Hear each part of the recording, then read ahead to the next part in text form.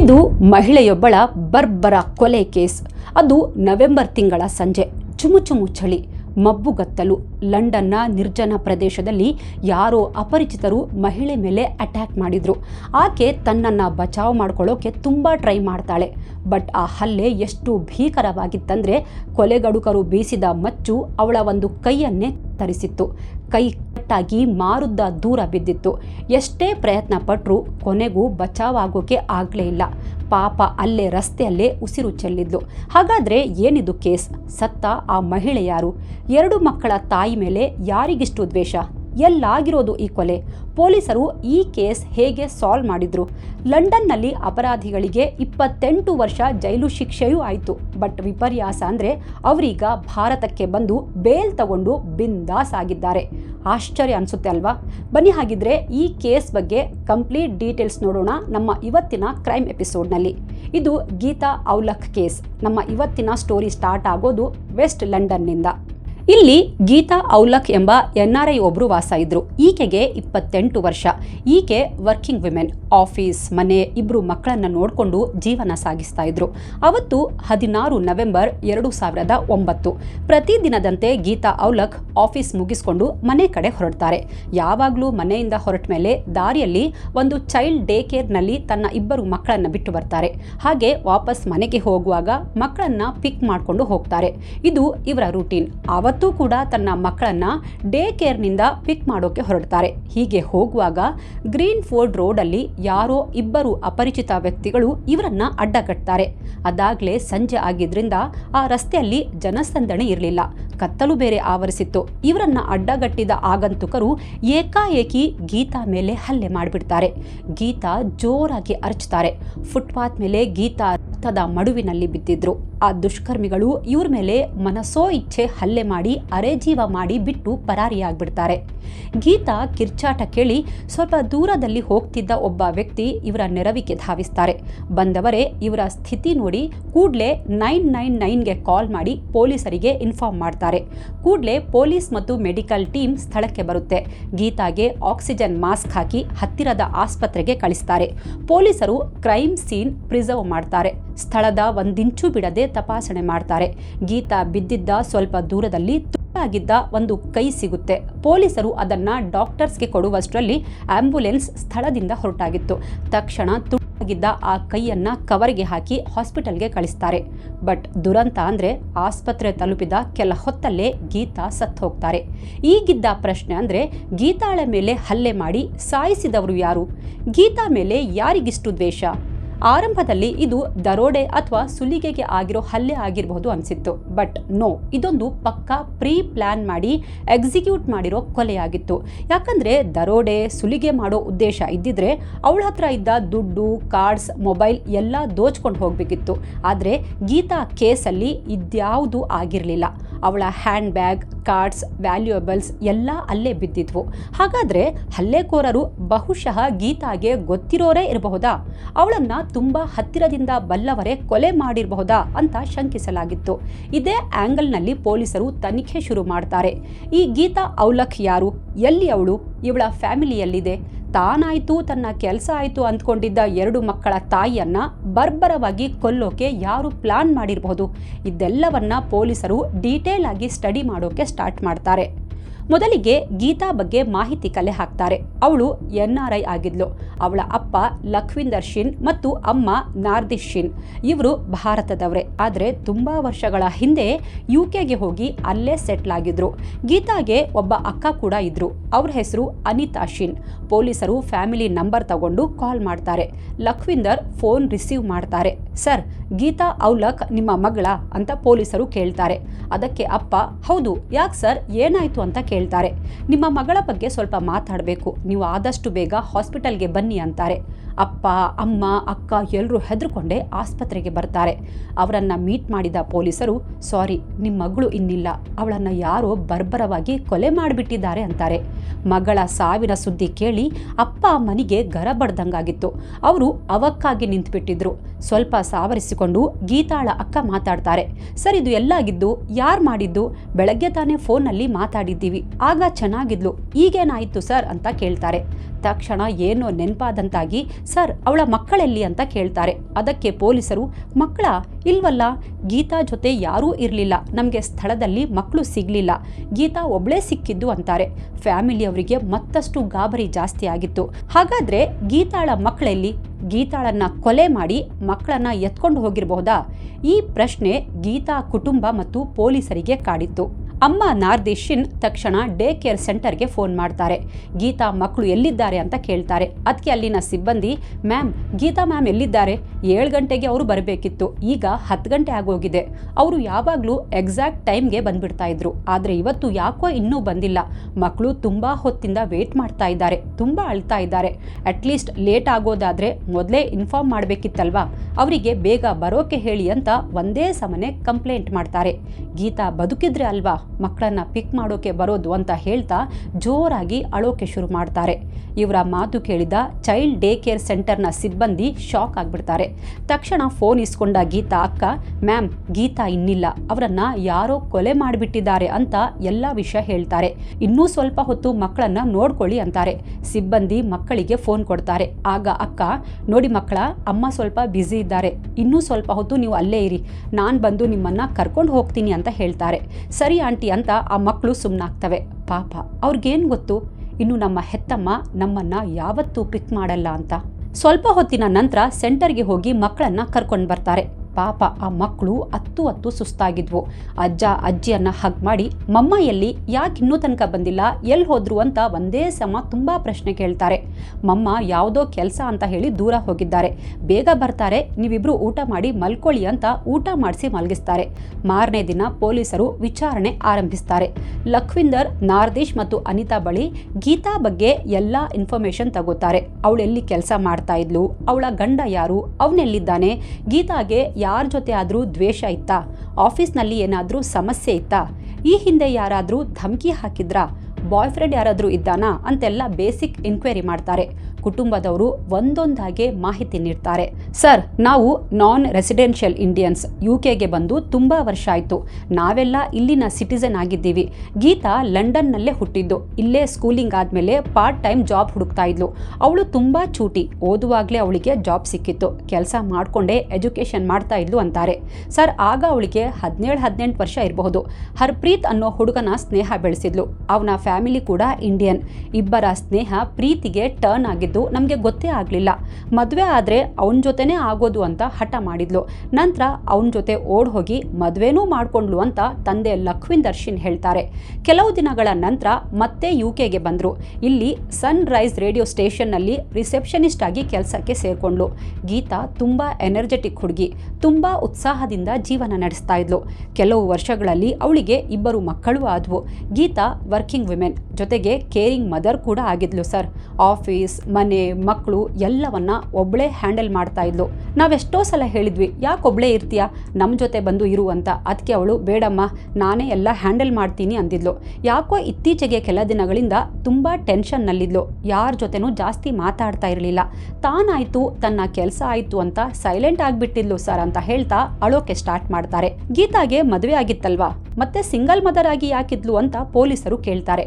ಅದಕ್ಕೆ ಅಮ್ಮ, ಸರ್ ಅವಳ ಗಂಡನ ಹೆಸರು ಹರ್ಪ್ರೀತ್ ಔಲಖ್, ಅವನಿಗೆ 32 ವರ್ಷ. ಬಟ್ ಅವನು ಸರಿ ಇಲ್ಲ, ಅವನ ಬ್ಯಾಕ್ಗ್ರೌಂಡ್ ಕೂಡ ಸರಿ ಇಲ್ಲ, ನೆಟ್ಟಿಗೆ ಒಂದು ಕೆಲಸನೂ ಮಾಡಲ್ಲ. ಬೇಡ ಬೇಡ ಅಂದರೂ ಗೀತಾ ನಮ್ಮ ಮಾತು ಕೇಳಲಿಲ್ಲ. ಅವನ ಹಿಂದೆ ಹೋಗಿ ಮದುವೆ ಮಾಡಿಕೊಂಡ್ಲು. ಅದೇ ಅವಳು ಮಾಡಿದ್ದ ದೊಡ್ಡ ತಪ್ಪು ಸರ್. ಅದೇನು ಮೋಡಿ ಮಾಡಿದ್ನೋ ಅವನು ಅಂತ ಹರ್ಪ್ರೀತ್ಗೆ ಶಾಪ ಹಾಕ್ತಾರೆ. ಮದುವೆ ಆಗಿ ಸ್ವಲ್ಪ ವರ್ಷ ಜೊತೆಗಿದ್ರು. ಆಮೇಲೆ ಇಬ್ಬರು ಬೇರೆ ಬೇರೆಯಾದರು. ಈಗ ಕೆಲವು ತಿಂಗಳ ಹಿಂದೆ ಇಬ್ಬರು ಡಿವೋರ್ಸ್ ತಗೊಂಡಿದ್ರು. ಹರ್ಪ್ರೀತ್ ಔಲಖ್ ಮಕ್ಕಳ ಜವಾಬ್ದಾರಿ ತಗೊಳ್ದೆ ತನ್ನ ಪಾಡಿಗೆ ತಾನು ಲೈಫ್ ಫುಲ್ ಎಂಜಾಯ್ ಮಾಡ್ತಿದ್ದಾನೆ. ಇವಳು ಮಾತ್ರ ಕಷ್ಟಪಟ್ಟು ದುಡ್ದು ಮಕ್ಕಳನ್ನ ಸಾಕ್ತಾ ಇದ್ಲು. ಈಗ ಈ ಮಕ್ಕಳು ಅನಾಥರಾಗಿ ಬಿಟ್ವು ಸರ್ ಅಂತ ಕಣ್ಣೀರು ಹಾಕ್ತಾರೆ. ಈಗ ಹರ್ಪ್ರೀತ್ ಔಲಖ್ ಎಲ್ಲಿದ್ದಾನೆ, ಅವನ ಫೋಟೋ, ಅಡ್ರೆಸ್ ಎಲ್ಲ ಈಸ್ಕೊಂಡು ಪೊಲೀಸರು ಎಲ್ಲ ಡೀಟೇಲ್ಸ್ ತಗೊಂಡು ಹೊರಡ್ತಾರೆ. ಒಂದು ಟೀಮ್ ಹರ್ಪ್ರೀತ್ ಔಲಖ್ ಬಗ್ಗೆ ತನಿಖೆ ಸ್ಟಾರ್ಟ್ ಮಾಡುತ್ತೆ.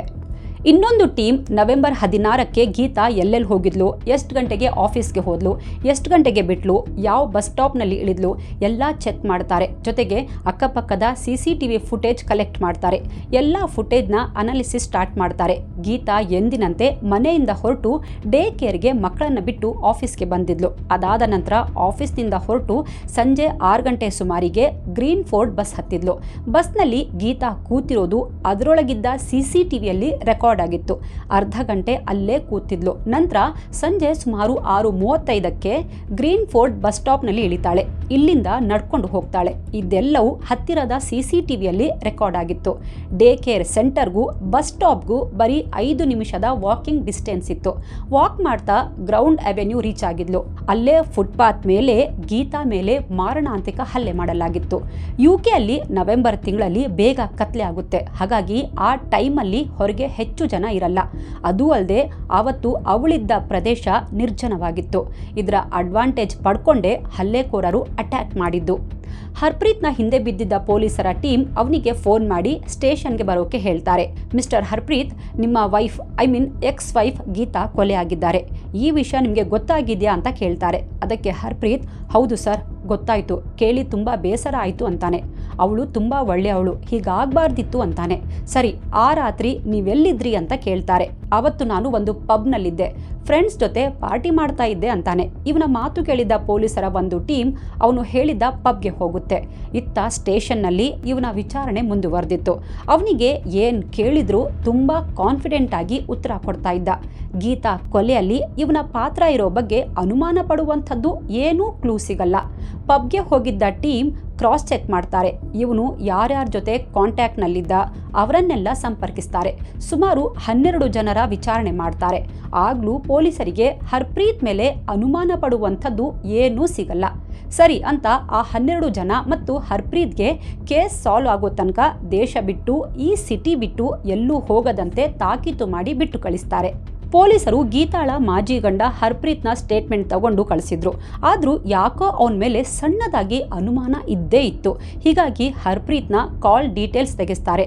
ಹರ್ಪ್ರೀತ್ಗೆ ಹಲವು ಲೋಕಲ್ ಗ್ಯಾಂಗ್ಸ್ಟರ್ಗಳ ಜೊತೆ ಕಾಂಟ್ಯಾಕ್ಟ್ ಇತ್ತು. ಇನ್ಫ್ಯಾಕ್ಟ್ ಅವನು ಕೂಡ ಒಂದು ಕ್ರಿಮಿನಲ್ ಗ್ಯಾಂಗ್ನ ಸದಸ್ಯನಾಗಿದ್ದ.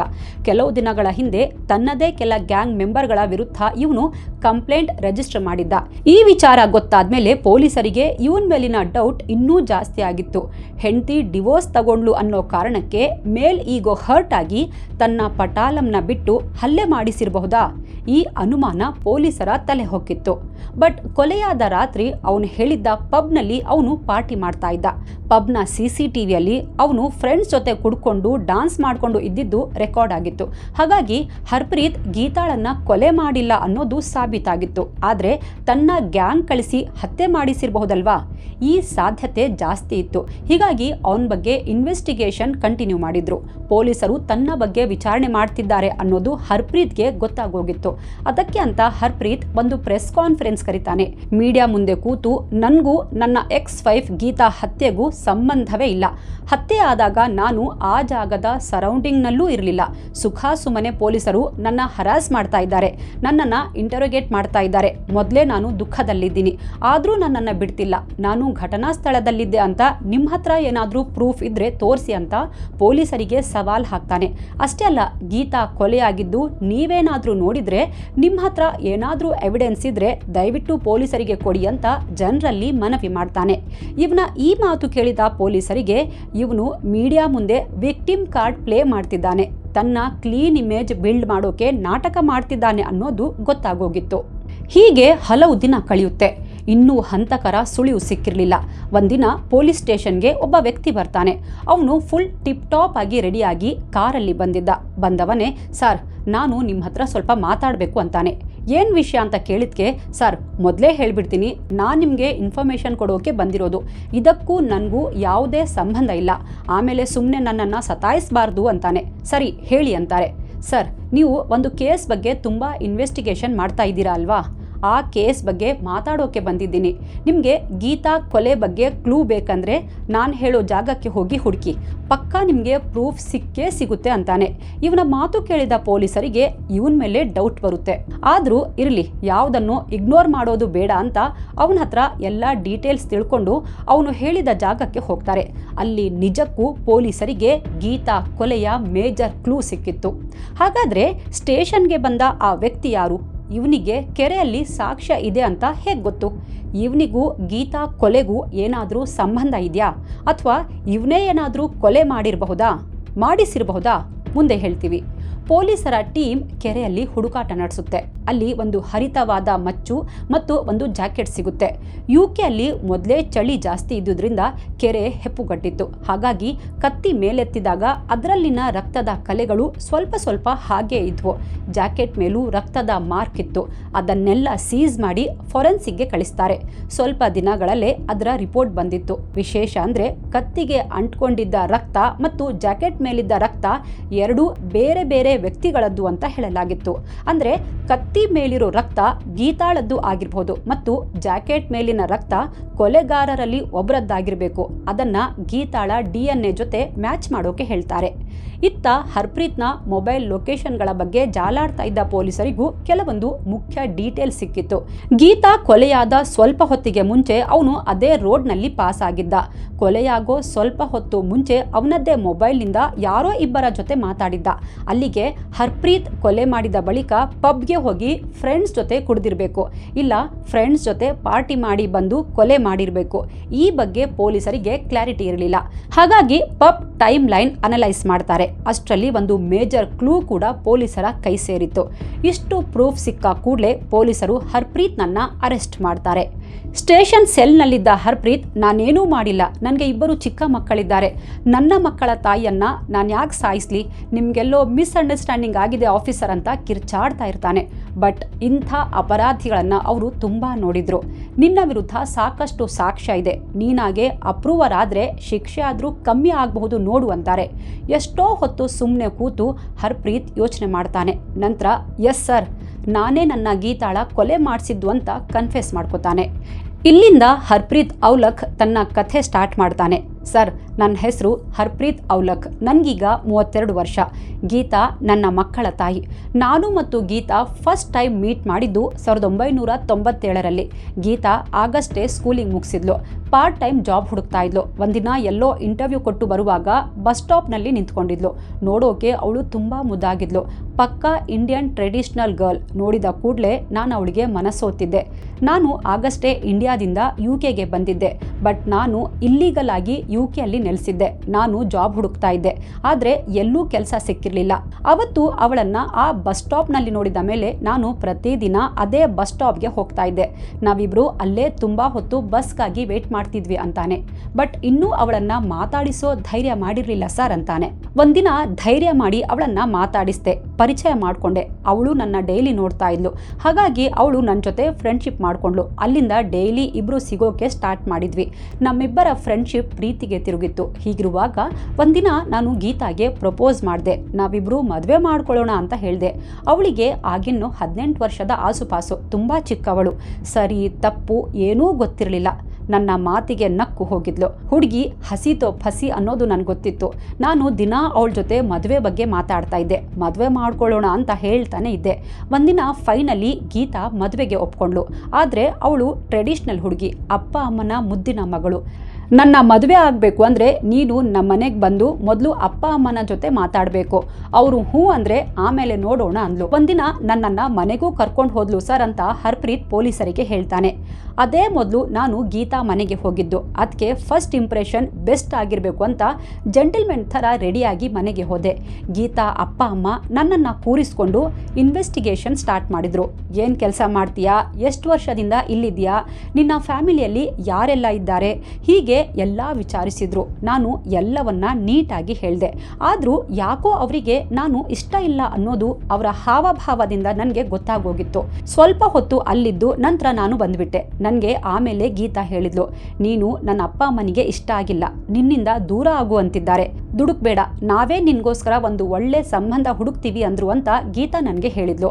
ಅದಕ್ಕೆ ನಾನು ಇರ್ಲಿ ಬಿಡು, ಇನ್ನೂ ಸ್ವಲ್ಪ ದಿನ ಕಾಯೋಣ, ಹೇಗಿದ್ರು ನಿನ್ಗೆ ಎಜುಕೇಶನ್ ಕಂಟಿನ್ಯೂ ಮಾಡು ಅಂತ ಹೇಳಿದ್ದಾರಲ್ವಾ, ಅದೆಲ್ಲ ಮುಗಿಲಿ, ಆಮೇಲೆ ಏನ್ ಮಾಡೋದು ಅಂತ ಯೋಚನೆ ಮಾಡೋಣ ಅಂದೆ ಸರ್. 1997ರಲ್ಲಿ ನಾವಿಬ್ರು ಫ್ರೆಂಡ್ಸ್ ಆಗಿದ್ದು. ಅದಾಗಿ 1 ವರ್ಷದಲ್ಲಿ ನಾವಿಬ್ರು ತುಂಬಾ ಕ್ಲೋಸ್ ಆಗಿದ್ವಿ. ಗೀತಾ ನನ್ನ ಪ್ರೀತಿಯಲ್ಲಿ ಬಿದ್ದಿದ್ಲು. ಅವಳು ನನ್ನನ್ನು ತುಂಬಾ ಇಷ್ಟಪಡ್ತಾ ಇದ್ಲು. ಅವಳು ನನ್ನ ಬಿಟ್ಟು ಬದುಕಲ್ಲ ಅಂತಿದ್ಲು. ನನಗೋಸ್ಕರ ಅಪ್ಪ ಅಮ್ಮನನ್ನು ಬಿಟ್ಟು ಬರೋಕೆ ತಯಾರಿದ್ಲು ಸರ್ ಅಂತಾನೆ. ಒಂದಿನ ನಾನು ಗೀತಾ ಜೊತೆ ಮಾತಾಡಿದೆ. ನೋಡು, ನಿನ್ನ ಅಪ್ಪ ಅಮ್ಮನಿಗೆ ನಾನು ಇಷ್ಟ ಇಲ್ಲ, ನಮ್ಮಿಬ್ಬರ ಮದುವೆಗೆ ಅವರು ಸುತಾರಾಮ್ ಒಪ್ಪಿಗೆ ಕೊಡಲ್ಲ, ಏನ್ ಮಾಡೋದು ಅಂದೆ. ನನ್ನ ಮಾತು ಕೇಳಿದ ಅವಳು ಕನ್ಫ್ಯೂಷನ್ನಲ್ಲಿ ಇದ್ಲು. ಮತ್ತೆ ನಾನೇ ಹೇಳ್ದೆ ಅವಳಿಗೆ, ಬಾ ನಾವಿಬ್ರು ಓಡ್ ಹೋಗಿ ಮದುವೆ ಆಗೋಣ ಅಂದೆ. ಅದಕ್ಕವಳು, ಇರು ಇನ್ನೂ ಸ್ವಲ್ಪ ದಿನ ನೋಡೋಣ, ನಾನು ಮನೆಯಲ್ಲಿ ಒಪ್ಪಿಸ್ತೀನಿ ಅಂದ್ಲು. ಅವಳಿಗೆ ಮನೆ ಬಿಟ್ಟು ಬರೋದು ಇಷ್ಟ ಇಲ್ಲ ಅನ್ನೋದು ನನಗೆ ಗೊತ್ತಾಯ್ತು. ಅದಕ್ಕೆ ಇಮೋಷನಲ್ ಡ್ರಾಮಾ ಶುರು ಮಾಡಿದೆ. ನನಗೆ ನಿನ್ನ ಬಿಟ್ಟು ಇರೋಕ್ಕಾಗಲ್ಲ, ನೀನು ಸಿಗ್ಲಿಲ್ಲ ಅಂದ್ರೆ ಸತ್ತೇ ಹೋಗ್ತೀನಿ ಅಂತ ಕಣ್ಣಲ್ಲಿ ನೀರು ತುಂಬಿಕೊಂಡು ಹೇಳ್ದೆ. ನನ್ನ ಪ್ರೇಮಗಾಳಕ್ಕೆ ಅವಳು ಬಿದ್ದಾಗಿತ್ತು. ನನ್ನನ್ನ ಸಮಾಧಾನ ಮಾಡ್ತಾ, ಸರಿ ನೀನ್ ಹೇಗೆ ಹೇಳ್ತೀಯೋ ಹಾಗೆ ಮಾಡೋಣ ಅಂತ ಒಪ್ಕೊಂಡ್ಲು ಸರ್ ಅಂತ ಹರ್ಪ್ರೀತ್ ಪೊಲೀಸರಿಗೆ ಸ್ಟೇಟ್ಮೆಂಟ್ ಕೊಡ್ತಾನೆ. ನಾನು ಆಲ್ರೆಡಿ ಎಲ್ಲ ಪ್ಲಾನ್ ಮಾಡಿದ್ದೆ. ಪ್ಲಾನ್ ಪ್ರಕಾರ ನಾವಿಬ್ರು UK ಇಂದ ಬೆಲ್ಜಿಯಂಗೆ ಹೋದ್ವಿ. ಬೆಲ್ಜಿಯಂನಲ್ಲಿ ಮದುವೆ ಮಾಡ್ಕೊಂಡ್ವಿ. ಒಂದು ಪುಟ್ಟ ಮನೆ ಮಾಡಿದ್ವಿ.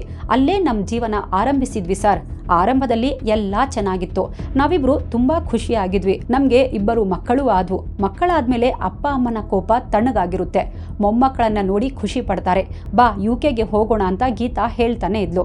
ಸರಿ ಅಂತ ಒಂದಿನ ಡಿಸೈಡ್ ಮಾಡಿ ನಾವಿಬ್ರು UKಗೆ ರಿಟರ್ನ್ ಬಂದ್ವಿ ಸರ್ ಅಂತಾನೆ. ಬೆಲ್ಜಿಯಂನಿಂದ ರಿಟರ್ನ್ ಬಂದ್ಮೇಲೆ ಗೀತಾ ಅವಳ ಅಪ್ಪ ಅಮ್ಮ ಮತ್ತು ಅಕ್ಕನಿಗೆ ಫೋನ್ ಮಾಡೋಕೆ ಆರಂಭಿಸಿದ್ಲು. ತಮ್ಮ ಇಷ್ಟದ ವಿರುದ್ಧ ಓಡ್ ಹೋಗಿ ಮದುವೆ ಮಾಡ್ಕೊಂಡ್ಲು ಅಂತ ಅವರಿಗೆ ಗೀತಾ ಮೇಲೆ ತುಂಬಾ ಕೋಪ ಇತ್ತು. ಆದ್ರೆ ಅವಳ ಅಕ್ಕ ಅನಿತಾ ಮಾತ್ರ ಗೀತಾಳನ್ನ ಅರ್ಥ ಮಾಡ್ಕೊಂಡಿದ್ಲು. ಅನಿತಾ ಗೀತಾ ಜೊತೆ ಮಾತಾಡ್ತಾ ಇದ್ಲು. ಆದ್ರೆ ನನಗೆ ಗೀತಾ ಅವರ ಮನೆಯವರ ಜೊತೆ ಮಾತಾಡೋದು ಇಷ್ಟ ಆಗ್ತಾ ಇರಲಿಲ್ಲ. ಅದಕ್ಕೆ ನಾನು ಗೀತಾಗೆ ಜಾಸ್ತಿ ಫೋನ್ ಮಾಡಬೇಡ ಅಂತ ರೆಸ್ಟ್ರಿಕ್ಟ್ ಮಾಡ್ತಾ ಇದ್ದೆ. ಜೊತೆಗೆ ಅವಳು ಅಪ್ಪ ಅಮ್ಮನನ್ನ ಮೀಟ್ ಮಾಡೋಕ್ಕೂ ಬಿಡ್ತಾ ಇರಲಿಲ್ಲ. ಅವಳು ಅಮ್ಮನಿಗೆ ಫೋನ್ ಮಾಡಿದ್ರೆ ತುಂಬಾ ಬೈತಾ ಇದ್ದೆ. ತುಂಬಾ ಹಠ ಮಾಡಿದಾಗ ನಾನೇ ಅವಳನ್ನ ತವರು ಮನೆಗೆ ಕರ್ಕೊಂಡು ಹೋಗ್ತಾ ಇದ್ದೆ. ಒಬ್ಳನ್ನೇ ಎಲ್ಲೂ ಕಳಿಸ್ತಾ ಇರಲಿಲ್ಲ. ಬಟ್ ಅಲ್ಲಿ ಸ್ಟೇ ಮಾಡ್ತಾ ಇರಲಿಲ್ಲ. ನಾನು ಅವಳ ಜೊತೆ ಅಲ್ಲೇ ಸ್ವಲ್ಪ ಹೊತ್ತು ಇದ್ದು ನಂತರ ವಾಪಸ್ ಕರ್ಕೊಂಡು ಬಂದ್ಬಿಡ್ತಾ ಇದ್ದೆ ಅಂತಾನೆ. ಗೀತಾಗೆ ನಾನು ಅವಳನ್ನ ಕಂಟ್ರೋಲ್ ಮಾಡ್ತಾ ಇದ್ದೀನಿ ಅಂತ ಅನ್ಸೋಕೆ ಸ್ಟಾರ್ಟ್ ಆಗಿತ್ತು. ಗೀತಾ ಮಕ್ಕಳನ್ನ ಕರ್ಕೊಂಡು ಹೋಗ್ತಾ ಇದ್ದಿದ್ರಿಂದ ಮಕ್ಕಳ ನಗುಮುಖ ನೋಡಿ ಅವರ ಕೋಪ ಕಡಿಮೆ ಆಗಿತ್ತು. ಅವರನ್ನ ಮತ್ತೆ ಒಂದು ಮಾಡಿತ್ತು. ಬಟ್ ಇದು ನನಗೆ ಇಷ್ಟ ಇರಲಿಲ್ಲ ಸರ್ ಅಂತ ಹರ್ಪ್ರೀತ್ ಅವಲಕ್ ಹೇಳ್ತಾನೆ. ಹರ್ಪ್ರೀತ್ ತನ್ನ ಗ್ಯಾಂಗ್ ಕಥೆನೂ ಹೇಳ್ತಾನೆ. ಮದುವೆಗಿಂತ ಮುಂಚೆನೆ ನಾನು ಚಿಕ್ಕ ಪುಟ್ಟ ಗ್ಯಾಂಗ್ನಲ್ಲಿ ಆಕ್ಟಿವ್ ಆಗಿದ್ದೆ. ಬಹುಶಃ ಈ ವಿಷಯ ಗೀತಾ ಅಪ್ಪ ಅಮ್ಮನಿಗೆ ಗೊತ್ತಾಗಿತ್ತು.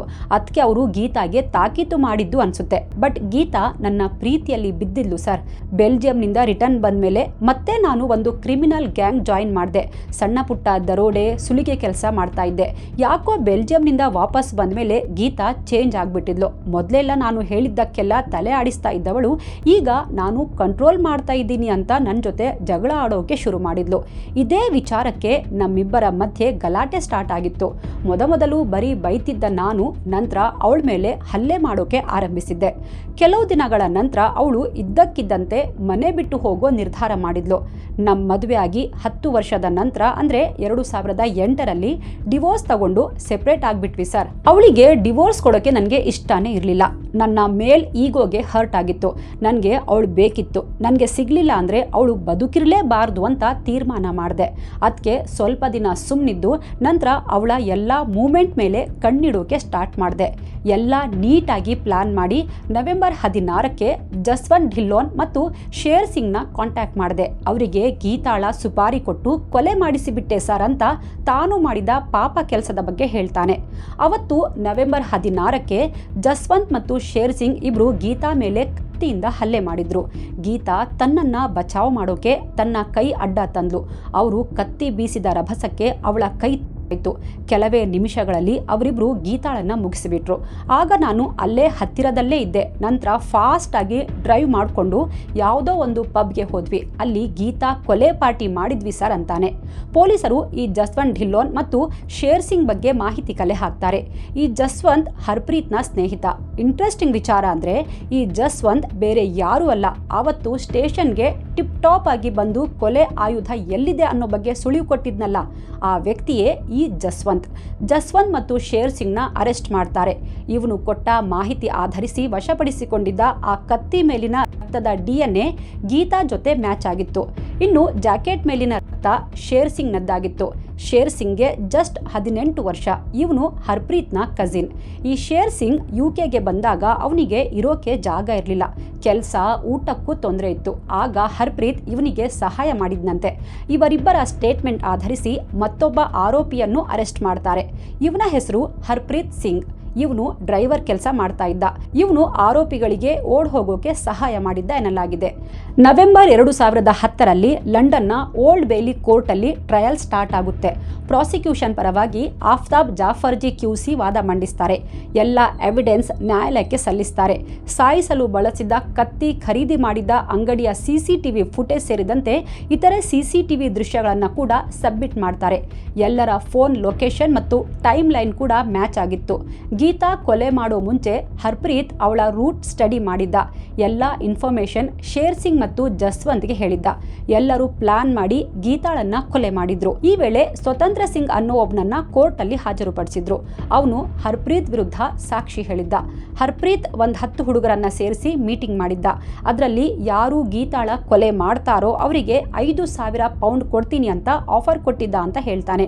ಕೋರ್ಟ್ ಅಲ್ಲಿ ಏನ್ ಕೇಳಿದ್ರು ಹರ್ಪ್ರೀತ್ ನಗ್ತಾ ಉತ್ತರ ಕೊಡ್ತಿದ್ನಂತೆ. ಗೀತಾ ಕೊಲೆ ಮಾಡಿದ್ದಕ್ಕೆ ಅವನಿಗೆ ಒಂಚೂರು ಬೇಸರ, ಪಶ್ಚಾತ್ತಾಪ ಇರಲಿಲ್ಲ. ಅದು ಡಿಸೆಂಬರ್ 2010. ಗೀತಾ ಕೊಲೆಯ ಟ್ರಯಲ್ ಮುಗ್ದಿತ್ತು. ಕೊಲೆಯ ಮಾಸ್ಟರ್ ಮೈಂಡ್ ಹರ್ಪ್ರೀತ್ ಔಲಖ್ ಮತ್ತು ಜಸ್ವಂತ್ ಹಾಗೂ ಶೇರ್ ಸಿಂಗ್ ವಿರುದ್ಧ ಆರೋಪ ಸಾಬೀತಾಗಿತ್ತು. ಕೋರ್ಟ್ ಹರ್ಪ್ರೀತ್ ಔಲಖ್ಗೆ 28 ವರ್ಷ ಜೈಲು ಶಿಕ್ಷೆ ಪ್ರಕಟಿಸಿತ್ತು. ಉಳಿದ 3 22 ವರ್ಷ ಜೈಲು ಶಿಕ್ಷೆ ನೀಡಿ ಆದೇಶ ಹೊರಡಿಸಿತ್ತು. ಅದು 2018. ಈ 4 ಜನ ಅಪರಾಧಿಗಳು 8 ವರ್ಷ ಜೈಲಲ್ಲಿ ಕಳೆದಿದ್ರು. ಹೀಗಿರುವಾಗ ಒಂದು ಅನಿರೀಕ್ಷಿತ ಘಟನೆ ನಡೆಯುತ್ತೆ.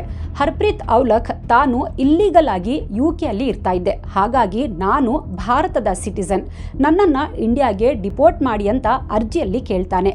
ನನ್ನ ಇಡೀ ಫ್ಯಾಮಿಲಿ ಪಂಜಾಬ್ನಲ್ಲಿದೆ. ಅವರು ನನ್ನನ್ನು UKಗೆ ಬಂದು ಮೀಟ್ ಮಾಡೋಕೆ ಸಾಧ್ಯ ಇಲ್ಲ, ಹಾಗಾಗಿ ಉಳಿದಿರೋ ಶಿಕ್ಷೆಯನ್ನ ಪಂಜಾಬ್ನಲ್ಲಿ ಕಳಿತೀನಿ ಅಂದಿದ್ದ. ವಿಷಯ ಏನಂದ್ರೆ ಭಾರತ ಮತ್ತು UK ನಡುವೆ ರಾಜತಾಂತ್ರಿಕ ಸಂಬಂಧ ಚೆನ್ನಾಗಿದೆ. UKಯ ಡಿಪೋರ್ಟ್ ನೌ ಅಪೀಲ್ ಲೇಟರ್ ಲಿಸ್ಟ್ನಲ್ಲಿ ಭಾರತವೂ ಇದೆ. ಹಾಗಾಗಿ ಈ ಅಗ್ರಿಮೆಂಟ್ ಪ್ರಕಾರ ಅಪರಾಧಿ ಇಂಡಿಯಾದವನಾಗಿದ್ರೆ ಅವನಿಗೆ UKಯಲ್ಲಿ ಜೈಲು ಶಿಕ್ಷೆ ಆಗಿದ್ರೆ ಅವನು ಶಿಕ್ಷೆ ಮುಗಿಸಿ ಭಾರತಕ್ಕೆ ತೆರಳಬಹುದು, ಅಥವಾ ಬಾಕಿ ಉಳಿದ ಶಿಕ್ಷೆಯನ್ನ ಭಾರತ ಸರ್ಕಾರದ ಜೊತೆ ಮಾತಾಡಿ ಇಲ್ಲಿ ಕಳಿಬಹುದು. ಹಾಗೇನೆ UK ಸಿಟಿಸನ್ಗೆ ಏನಾದರೂ ಇಂಡಿಯಾದಲ್ಲಿ ಜೈಲು ಶಿಕ್ಷೆ ಆದರೆ ಅವರು UK ಸರ್ಕಾರದ ಜೊತೆ ಮಾತಾಡಿ ಪ್ರೊಸೀಜರ್ ಪ್ರಕಾರ ಅಲ್ಲಿಗೆ ಟ್ರಾನ್ಸ್ಫರ್ ತಗೋಬಹುದು.